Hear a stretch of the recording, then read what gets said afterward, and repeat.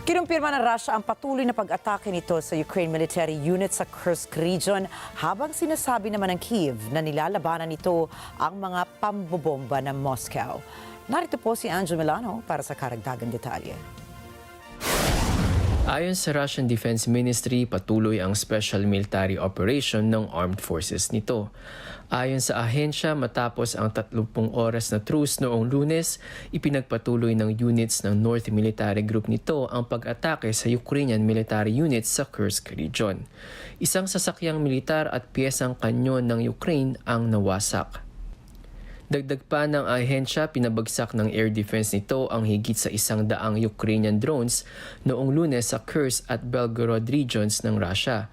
Samantala, sinabi naman ng Ukrainian Air Force noong Lunes na naglunsad ang Russia ng isang anti-ship cruise missile, 2 anti-radar missiles at 96 attack drones ng umaga doon.